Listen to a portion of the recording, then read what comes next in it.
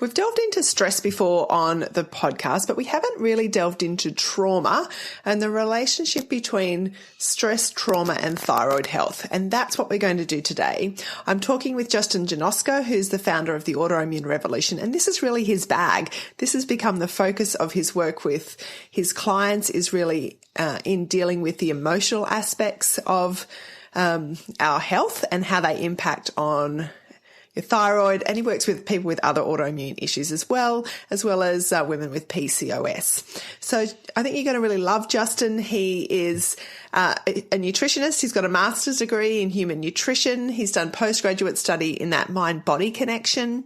And really that, as I said before, has been the integral part of his teaching and work with his clients. So in that relationship, he helps clients to dig deep into their understanding of how they got to where they've got with their illness. He supports them to be with their pain and embrace that truth. And ultimately, Justin really is deeply connected and committed to help revolutionize how women address and dealing with autoimmune disease. So I'd really encourage you to listen with an open mind, think about your own healing journey and the role that stress or trauma may have played in that. And particularly if you feel a bit stuck and you're doing some of the other things, the diet, lifestyle stuff, but not seeing progress, then this could definitely be the episode for you to really sit down, take notes, sit back, reflect, and take on board some of the things that we talk about in this episode. One of the services that I offer is a strategy session. So maybe you have been told by your doctor or naturopath that you need to change your diet and your lifestyle, but you're really not too sure how to do that. Maybe you need some help wading through all that different advice. You're not too sure where to start. Then a strategy session with me really would be a great way to get you back on the right track or kickstart that thyroid lifestyle. For the next week or so, the strategy sessions are 30 minutes and they are free. After that, I'm going to be changing the way I do the strategy sessions. I'm going to be offering a longer strategy session for an hour where we can really help you nut out a plan. And there's going to be a fee associated with that of $147. So if you want to get in for a free 30-minute strategy session, make the booking before the 14th of March and just head to annabellebateman.com/strategy and you'll find the link. I'd love to chat with you. This is one of my favorite things to do, is to help people one-on-one. So you might as well take advantage of the free strategy session. You don't need to do it before the 14th of March. You just need to make the booking before then. If you've got any questions, just feel free to shoot me a message. Welcome to Let's Talk Thyroid, where we explore different aspects of living a healthy thyroid lifestyle, positively and practically, to help you thrive and not just survive. Join me, Annabelle Bateman, your host, and Let's Talk Thyroid. Okay, well, welcome, Justin, to the Let's Talk Thyroid podcast. I'm really excited that you're here. I've been stalking you for a while, so it's nice to meet you and really looking forward to diving into some of the deep stuff. Me too, Annabelle. Thank you for having me. Yeah.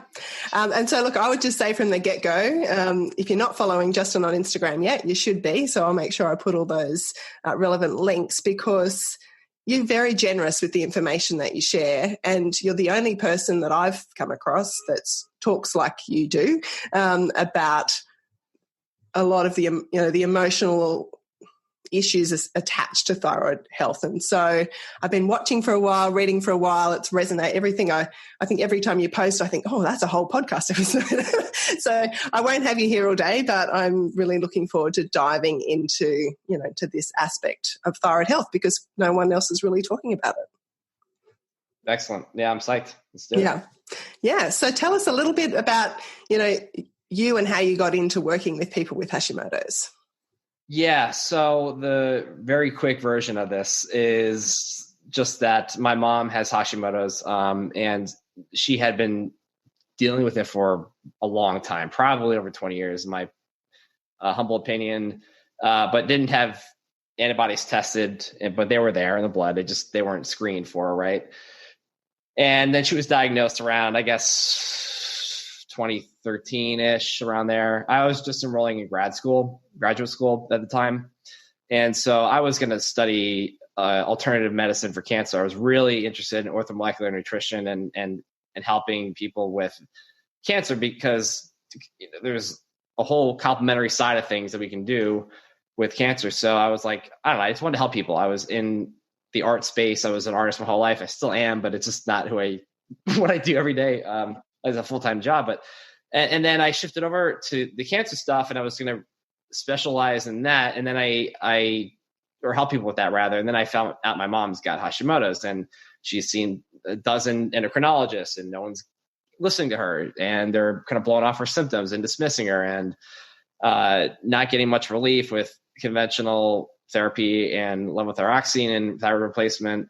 And the naturopathic alternative medicine side of things, it's just a healthier version of it. It's just medication or supplements, diet changes, and detox. And so that wasn't really sufficient either. So I was like, I need to figure this out.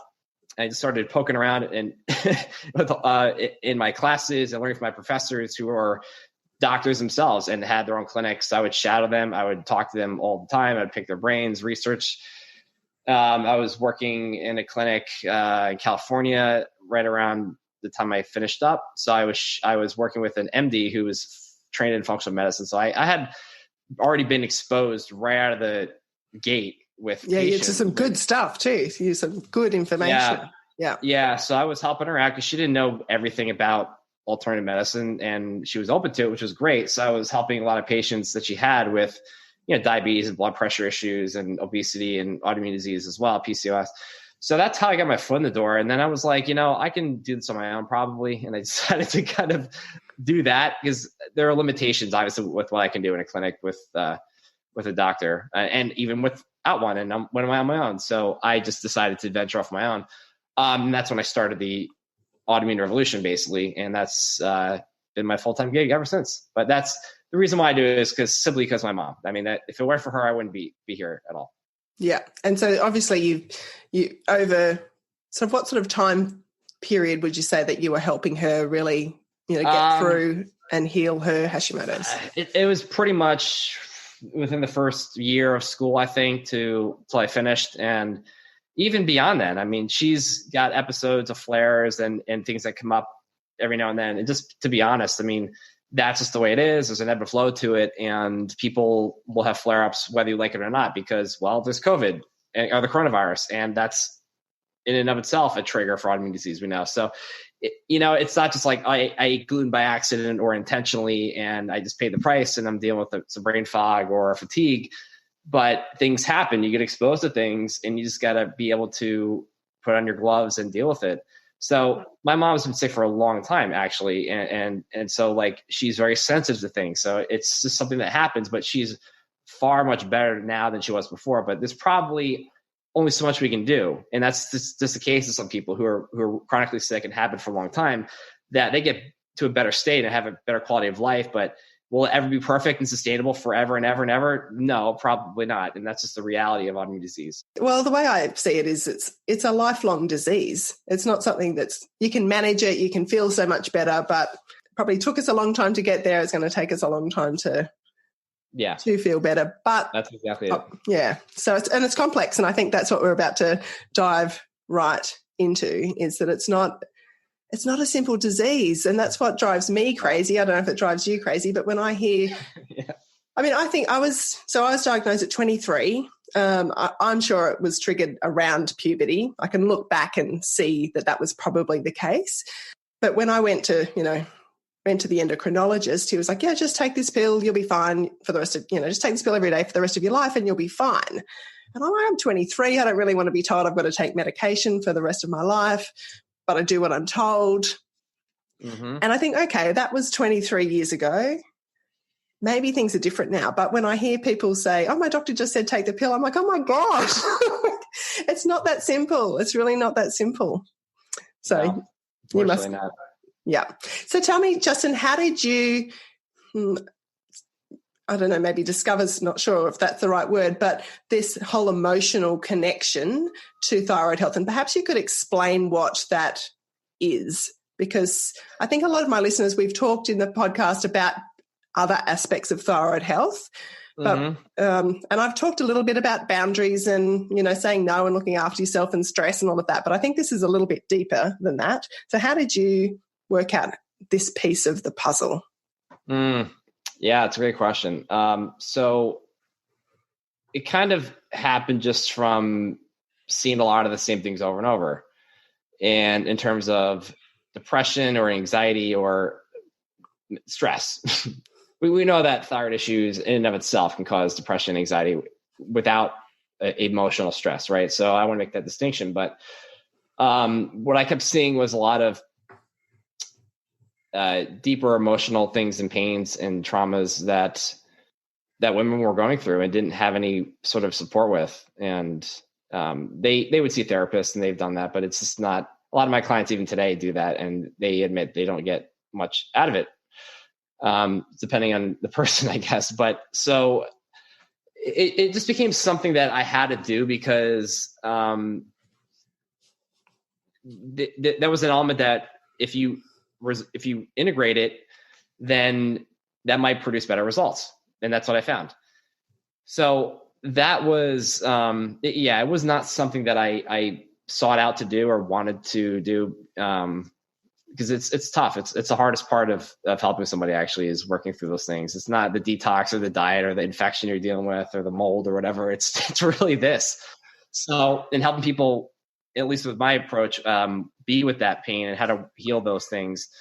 So I did postgraduate work with a psychotherapist, and he's a physician, but he's a naturopath, but he's 7 years old, and he a lot of wisdom and a lot of experience. Yeah. So I got really lucky, and I'm still working with him actually. So this is how I've been able to, and you don't learn this in school. They don't have it in naturopathic med school. They don't teach it in med school. So there is no other way to do it. Anybody, can really, I think, explore this, but that was just something I was passionate about. And I knew that it was a missing link to healing autoimmune disease. So I had to explore it. Otherwise I'd be like doing a disservice, I think. So that was why. But honestly, what I found after the fact, at least in the midst of it, I was doing it for a personal reason of mine. And I won't go super into it, but the gist of it is that I had been involved, romantically with women who had a lot of trauma and sexual abuse and verbal abuse and neglect and eating disorders and bereavement and loss. And it really tore me apart because of how it affected the relationship that we had. And I couldn't understand why it didn't work out. And I soon realized that this is not only an issue that's super common, but it also directly, really feeds into autoimmune disease, causes it for sure, can cause it, and certainly perpetuates it if it's left unaddressed. And I can tell you without a shadow of a doubt, most of my clients, like 90% of them, have a history of abuse or some severe trauma, or not even the the lower T trauma they call it, with whatever, the things that happen that aren't really significant, but it just leaves an indelible mark on their system. And that overshadows all the good things you do. Seriously. And I don't say that lightly, but this is really significant. And so anyway, it's a long way of saying that it became a paramount factor in healing autoimmune disease. And it's literally changed everything I do. And it definitely makes a huge difference in the results. Yeah. And so do you see this as, is it like a continuum of stress where you might have that, say, low, stress, low T trauma building all the way up to abuse? Is it a bit like that? Yeah. It's two things. It's the stress of trauma as a child that someone might go through. I don't know. It could be anywhere from childhood to early adulthood life, anywhere in that spectrum, where it doesn't mean you have to have childhood issues for this to be an issue, for something to be a problem. But so there's that. Then there's the sort of, I talked about this recently on Instagram, about how there's that first stage, and then there's the compensatory behaviors that come after it, to numb it out, to distract yourself. And it's very common. It's just what we do as humans, and we don't want to face it. We don't know how to, we don't have the resources and tools to do it. So we become super mom, we become, we start a business. A lot of my clients do this. Or we just get really busy. We need to serve everyone but ourselves. We need to be a perfectionist, be a workaholic, be like, I'm busy, whatever. Just real. And guess what? Those patterns reinforce the stress on the body physically. And then you've already created a really strong foundation for an autoimmune disease to take place. And then you add on all the toxins and the food issues and the dysbiosis and the gut problems and liver issues and whatever else you're exposed to. And that just, the bucket fills up and it spills over. And this doesn't happen overnight. It's years and years of accumulation. But it started, most of the time, it starts as a psychological problem. That's why I say something like autoimmune disease or Hashimoto's really is rooted in a psychological problem that turns really physiological too. But we think of it as just physiological and that it's just going to be remedied with diet and medications and supplements. But no, that's such a small factor. And I could be wrong. You might be listening to this being like, no, Justin, I've healed myself with those things. And good. I'm glad. I'm happy for you, really. But most of the time, it's not that case. I think what I found for me is that those other things have made a big difference, but it's not the total picture. And I think that's why I'm pretty passionate about looking at my thyroid health, and the way I talk about it in my forums is that it needs to be a lifestyle. Like however you approach it needs to be, it's not just a quick fix. It's not a 30-day diet. It's not some of those things I think can be helpful in its place, but they're not a means to an end. And so I've found diet made a very big difference to how I felt. I've certainly taken supplements, but all that kind of stuff. But I have learned, and probably over the last 5 or 6 years in particular, just how much of an impact stress has on my body. And look, I'm incredibly lucky. I'm not someone who's experienced lots of capital T trauma. Like I don't have a history of abuse or, some horrendous things that I know other people do. But what I've come to understand is that even if in my head I'm not really that stressed or I haven't had big trauma, those little things still impact my body. And I can think I'm not stressed, but my body tells me that I am. And so, it's not that, I feel like I should be able to cope with whatever, a busy schedule or kids doing lots of things and, lots of stress. I intellectually think I should be able to cope with that.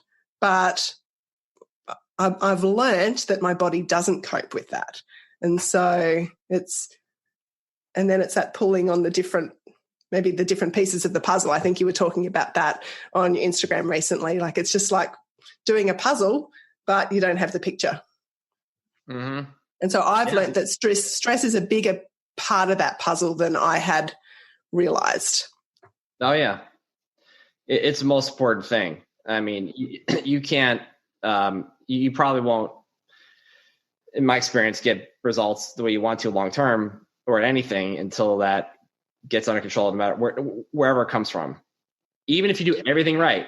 And that's what I'm saying. Like stress really undoes the benefits of a healthy diet and supplements and whatever else. Because it's not to mention that it completely inhibits your ability to absorb things and tolerate things. So, well, and even, I mean, I remember years ago, my naturopath saying to me, these are some foods and things that are good to cut out, but if it's going to cause you stress, then it's going to be counterproductive, so I think there's an elements of those. It's these things are difficult. So how do they can be difficult. And so that can cause stress and you end up in this spiral. Yeah. And that's a good point because a lot of people, not a lot maybe, but I work with a lot of women who have eating disorders or disordered eating. And even actually somebody I talked to this week who was curious about running a food test, which we can do, but she has a history of binge eating and already stressing out about her diet. So what's the right choice? Do we run a test or not? I said, do you feel like you're going to be sensitive to the results or feel like you're really restrictive? And is that going to bring more stress? If so, then no, I'm not going to run the test because where's the greater risk in doing it and finding out you're stressed out about it or not doing it? And being stressed physically from the foods that you're eating, maybe that you don't know are a problem. So there are pros and cons. And so that's what it comes down to for me. And so that's a whole other thing, but eating disorders and disordered eating are common overlooked things that definitely have a major role in this, for sure. And I'm imagining that, for a lot of us with Hashimoto's, weight issues have been issues often for a long time. So, I mean, I think I spent at least 20 years of my life on a diet.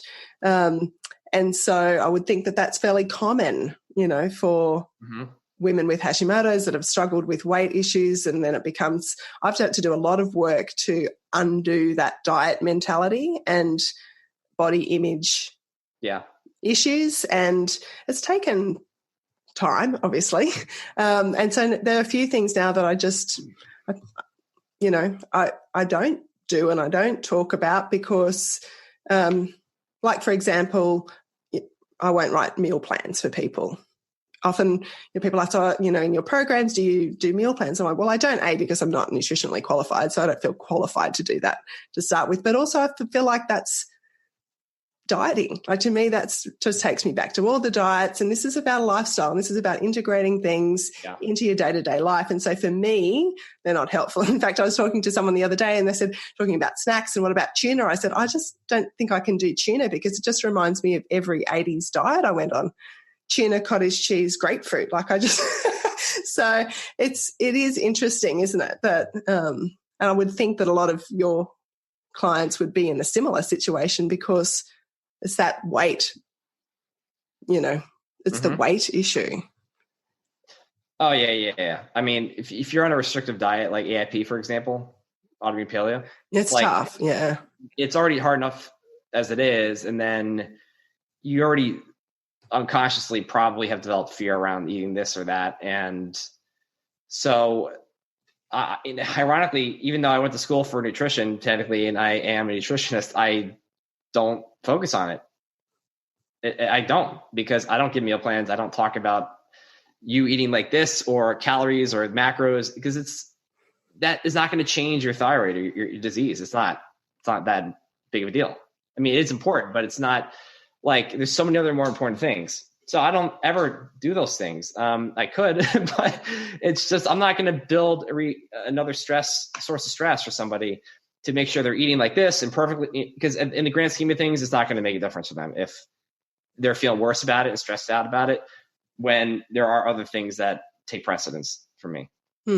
So dealing with the emotional side of it would take precedence over, say, cutting out gluten or dairy or those sorts of things for you? No, or is it about, no, that I'm not. I don't like to do that in terms of, I said that, but what I really mean is, like, it's not either or, they both matter. Like, gluten definitely matters. We have to get rid of that. But like, if we're nitpicking about like this toxin or like formaldehyde and there's, PCBs, I'm worried about, like, the stress and is a bigger problem than the PCBs right now, right? Like, that's what I'm saying. It's nitpicking about certain things because somebody's talking about it and wants to make a whole thing about it.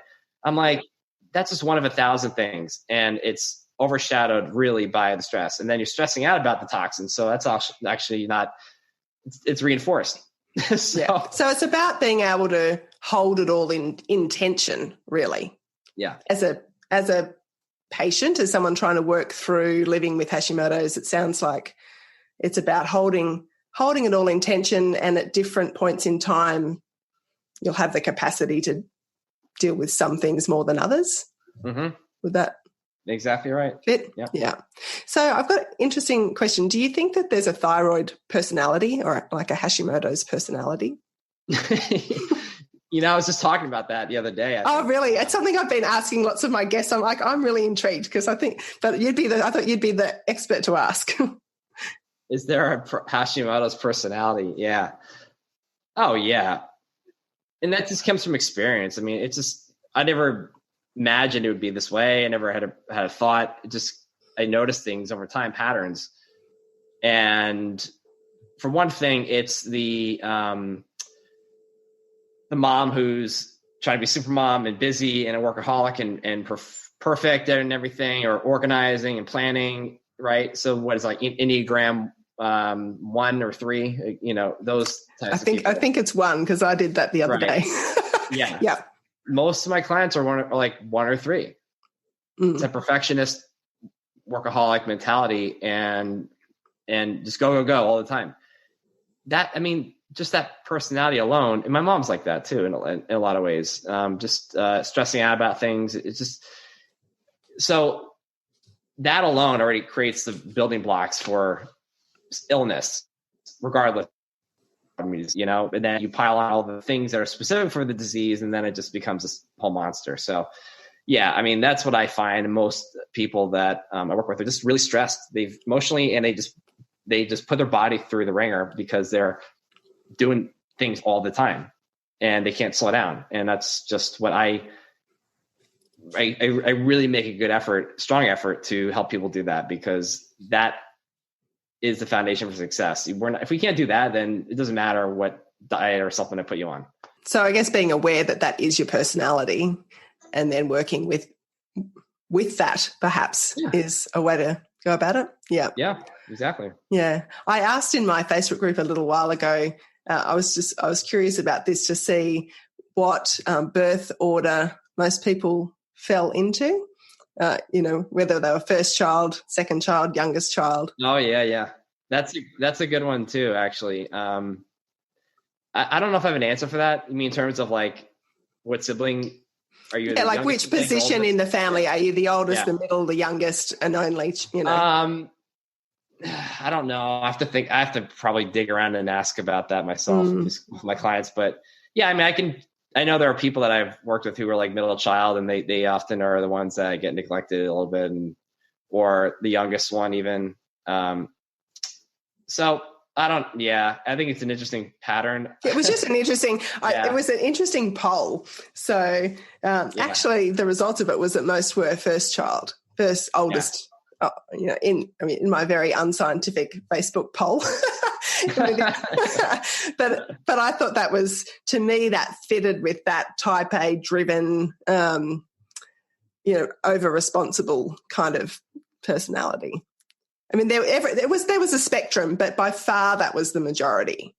Especially if your mom had her own health issues, and maybe was undiagnosed with an autoimmune disease. Like my mom was. I think my mom was pretty sick actually when I was born, and that's actually one of the things we know in the research. So the state of the health of the mom, more and more now, is one of these risk factors, and autism is one of them, actually. So it's just an example of it that we're finding now. So it can go in a million different directions, but you got to wonder if the people who were the first sibling, they had a mom that was already sick or had gone through a lot of trauma or whatever. And those are always questions I ask clients, because we can learn a lot just by doing that. Yeah, look, I think it's interesting. I suppose I've always found that, personality stuff interesting, and understanding the way people work. I just find it fascinating, and to see whether there is a commonality or a tendency, for those of us that end up with autoimmune diseases, I think is fascinating. It'd be interesting to see someone do some research into it. It would. Would it be? Yeah. Yeah. So Justin, when you're working with your clients, like what would you say is the major block for them in healing?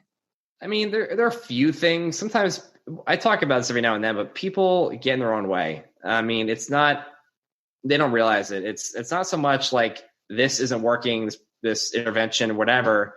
A lot of times people just get in their own way. They add more to their plate. They don't take time for themselves. I talk a lot about solitude and self-care. That's got to be integrated in this whole healing process. There's no way you're going to get any results and lose weight and improve your energy and eliminate brain fog, whatever, if you are never taking time to just chill and stare at the wall. Like, all jokes aside, seriously, that's what I mean. Sometimes take a day off. Like, you should have one day out of the week where you do nothing, or at least a half a day, and leave it unplanned and just go with the flow, because it's completely the exact opposite of what most people do. They have a to-do list, a checklist of this, and this.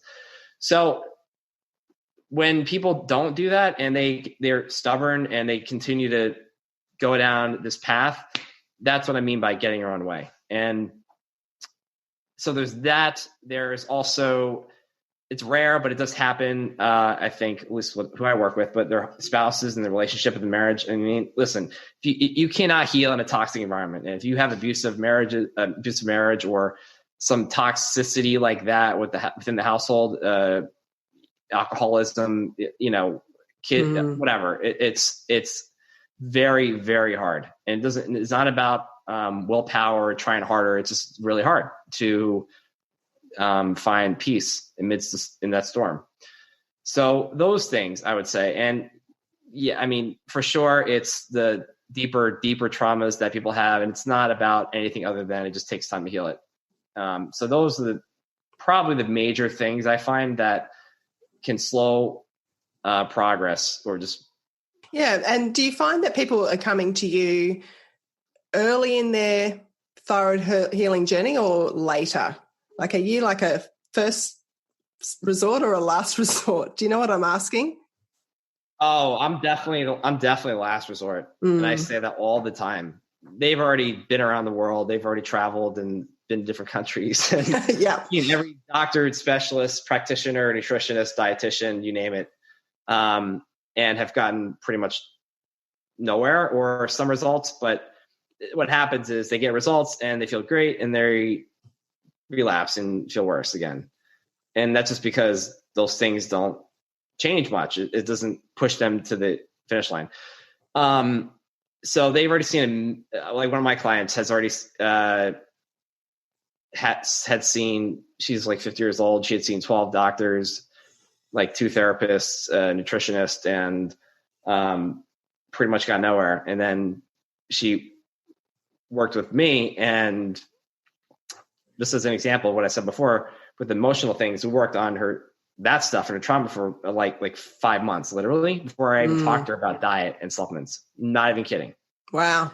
I told her to cut out gluten. That's about it, but like literally nothing else. Yeah. And then as that got better, I mean, she really transformed. And then we started integrating and the other things, looking for infections. Oh, we found this and we found that for sure. I knew it was going to be there probably, but it wouldn't have done her any good service if we had just jumped into that, because the stress would have undone those things. And stress is what actually creates infections for a lot of people. That's why they get them back, because it suppresses immunity and the infections grow back. So it's kind of like you're spinning your wheels. And that's what I think a lot of people have done is protocols. And they do this stuff. It lasts for a bit, and then they get worse or get nowhere. And then they meet me, and then I'm like, hey, like, here's why it didn't work. And here's what we can do. I'm not saying the best stuff since, this is beer in a can or anything like that. But I just can see a lot of patterns, and yeah, most of the time they've done a lot of things, and they're very skeptical and distrustful. And that's the biggest hurdle I have is I'm not here to convince anybody to do anything. I'm like, hey, here's the deal. Here's somebody who I know has related that can, I worked with who sounds like you, because there's generally somebody that relates to the person I'm talking to. And you just got to find that trust. And hopefully there's a deeper purpose and reason for you to want to do it, because you have kids who are looking up to you or they're following you and shadowing you. And it's a big motivating factor, right? Maybe an elderly parent, whatever. And so they find that little bit of spark to get moving again. And then eventually they pick up momentum and they do well. But that's what I think. Most of what I see is people who have done it all. There are a few people who are like in the young 20s who are just diagnosed. And like, I don't even want to like spend time doing the endocrinologist route, because I know from stories and people I've talked to how horrible it is and how whatever. And so I get a couple of those. I've had those, and yeah, it's great. They don't have a lot of experience with it, but so it's easier in that regard, but it's rare, I think. So yeah, I wonder if it's really part of the whole journey, really is part of that whole process. Is we've got to try and work out what works and what doesn't work and integrate it all in. I say it often, but people really sometimes need to hit the rock bottom, and just I had a lot of resistance to that, because I was like, come on, like, you don't need to do this. Let's do it. Let's go. You don't need to do that stuff, because you're going to just feel worse. And I oftentimes had people I remember somebody I worked with a while ago, two years ago, maybe, who had Hashimoto's, and she kind of was like, yeah, skeptical, uncertain, like a lot of people are. And then she reached out like literally a year later and she developed lupus. So that happens. And I try to, and I let go because people have to learn on their own, just like with anything in life. And eventually they come around, and it sucks because they've been through a lot of stuff, and there's more stuff to overcome now that we took this long. We can be slow to learn. I look back and I think I was must have been a very frustrating patient to have. So we've got to be ready. That's what I've learned. We have to be ready. And maybe that has to be hitting rock bottom or for me, I've got to do a lot of reading, and I've got to understand why. Why would I give up gluten? Why would I delve into my emotional past? Why would I agree with that. And so you've just got to be ready. And I've seen that too, that people aren't, when you're ready, and when you're not, you're just not. So, yeah. Right. Which is why I completely changed my approach with it. And I don't force anyone to do anything. I don't put pressure on anybody. It's just like, hey, yes or no. That's it. But you're right. Yeah. And I guess, you must see a lot of people with multiple autoimmune diseases. I know you talk a bit about that, that one autoimmune disease seem to like to travel in packs. And, we seem to, collect them. Yeah. There are a couple that usually come that go hand in hand. Yeah. What do you see? What are the ones that are the most common? PCOS for one, which is not technically autoimmune, although it might have an autoimmune component, but that's one that comes up a lot, and I can tell maybe why that happens. But if not, psoriasis is one, eczema. I actually get quite a few of those. And then maybe celiac. I've had Crohn's. I've had ulcerative colitis sometimes. Those are rare. It's not usually. It may be a gut autoimmune related issue, or skin and thyroid, skin and gut. Thyroid and skin and thyroid and gut combinations, but it may be brain. I've had MS and Hashimoto's, but it's rare.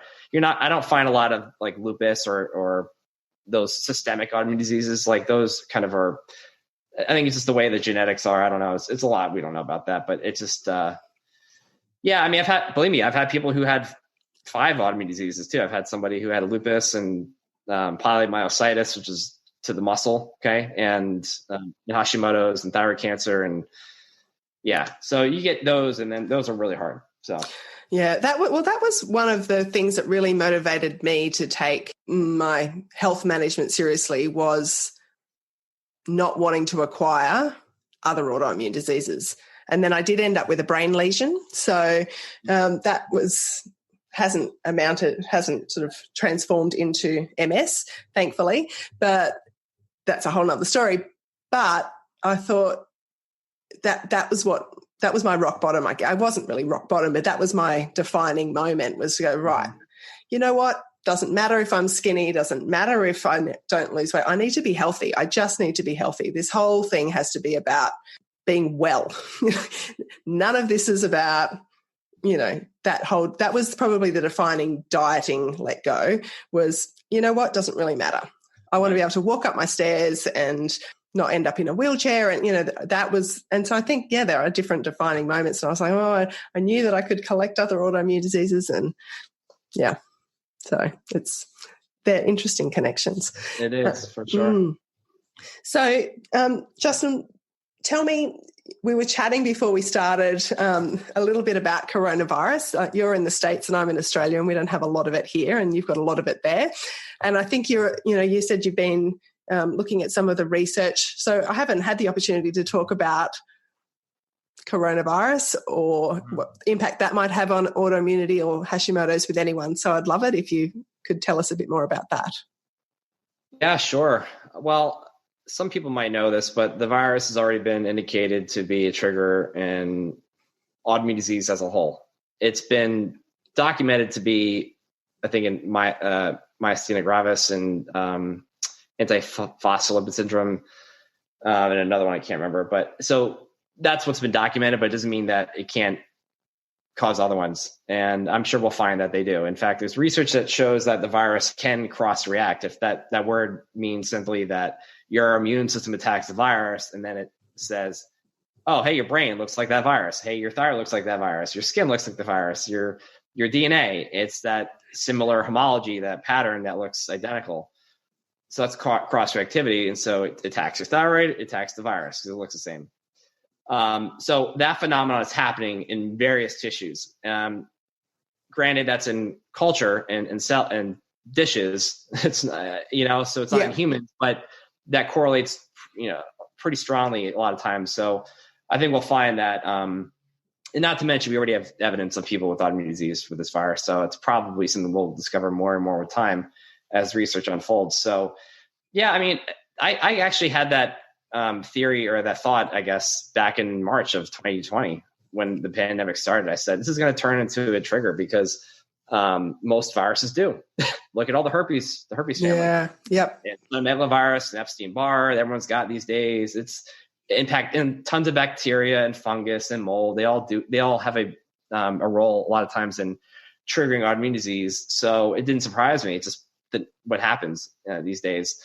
So that's one thing. It's kind of, okay, we're all going to be exposed probably one way or another. So it is what it is. And you got to deal with it the best you can. Work on yourself and your body. So that's that. But actually what's really, and I've been curious about whether or not this is going to be something that triggers Hashimoto's. And there hasn't been much evidence of it, but there was one paper that came out that showed that the virus is associated with hypothyroidism and and thyroid toxicosis, so like hyperthyroid. So nothing about Hashimoto's. There's one case study I found in China of somebody who developed Hashimoto's with the virus, and it had TPO antibodies, I think over like 2,000. But he resolved and got better with treatment. So, and it was in remission, I guess. So it might be a transient sort of thing, at least from that evidence. But a lot of what I found is that, it can, at least in one study I'm thinking of, can create hypothyroid states. And that's the reason being is that, there's a lot of talk about these ACE2 receptors. I don't know if people know this, but that's it's like the entry point for the virus to get into a cell. And those receptors are in the lungs. That's why everyone's talking about pulmonary issues and respiratory problems, right? So these receptors are also in the thyroid. In fact, this is a paper that even showed there's higher expression of them in the thyroid than in the lungs, ironically. Yet you don't hear much about them, right? No. So maybe the virus is just deciding not to go in that direction. Yeah. It doesn't mean that it can't happen. And so there is evidence that the virus is able to create disruption in the HPA axis, or the communication between your hypothalamus and your thyroid, right?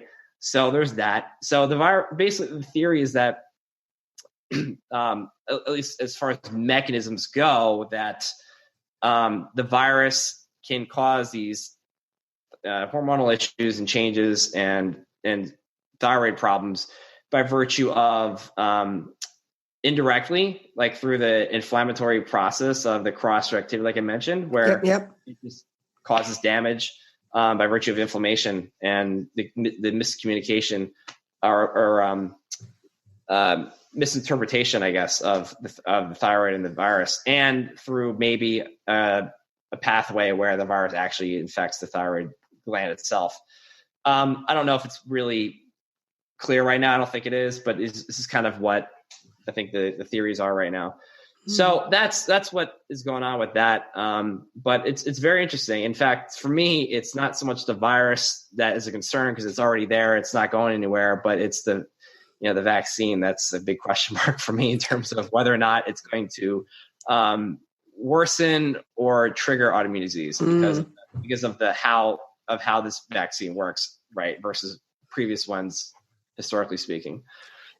Do you mean the mRNA vaccines? Mm-hmm. Yeah. Okay. And do you have a view that you want to? Yeah, and I mean, even the authors of studies have drawn this concern too. So not just me. It's just something that I think science will tell us over time. It's no one knows the answer. It's just we have to wait and see. But I'm not saying anything bad about the vaccine in this context. But it's like we are actually becoming genetically modified organisms by injecting this vaccine into us. Don't you think? It's interesting. It's certainly interesting. Yep. Yeah, I'm trying to watch. I mean, that's the word I said to you earlier. I think in Australia we're sort of sitting back and watching what's happening in other parts of the world because we have been shut off, and so the virus is not widespread in here. And we are just watching. Well, I'm certainly watching. I like to do my reading and research, and it's hard in this space to get all the views, and maybe you don't want all the views because that can be overwhelming, but it is hard for the layperson to find out all the information and then try to weigh it up based on our individual health concerns. And so, for me, I suppose I'm really curious and I'm really interested in what people like you think and the research or your own personal research thing that you've done. Yeah, definitely. I'm very curious. No, I am too. I don't know the answer. Which is why I think it's tough to make a decision whether or not this vaccine is going to be for some people or it's not. And hopefully it doesn't do anything. Honestly, that's really what I hope for is that it doesn't cause a problem. It doesn't cause this cross reaction with the vaccine because it's telling your cells to make a spike protein of the virus. So if the virus already does that in terms of creating confusion in the immune system, hopefully it doesn't do that with the vaccine-induced protein that your cells are making. Does that make sense? So that's my concern, and I think a lot of people have that, but I hope that isn't the case. That's all I'm saying. Yeah, and I suppose time will tell that. So for me, I think if I can wait a little bit and then make up and get some proper medical advice based on my health concerns and then make a decision, that's what I would like to. Whatever your decision is, all I tell people is just have confidence with it and trust that it's the best thing for you, and that don't have regret, don't be angry, don't do those things. It doesn't help the cause. Just go into it with conviction and courage and stand by it. That's all I gotta say, because that's like. Well, I guess that's not going to cause you to stress as much, is it? If you own your decision, you walk into it with confidence, whatever it is, that's not going to cause you as much stress as the anxiety of, have I done the right thing? What's going to happen to me? What if I don't? What if I do? That in itself, that sort of feeds back into what we've just been talking about. Yeah, exactly though. Yeah. Well, it's a nice way to round it up. Justin, is there something I haven't asked you that you think that we need to know? The only thing I'll say, and I say this a lot, I think, is just being open-minded and getting different opinions and thoughts, because the one thing that I see a lot is just they take the words of the doctor or whoever they're working with for the first time as the be-all end-all or the final peremptory statement, or that defines them and confines them, whatever. It's just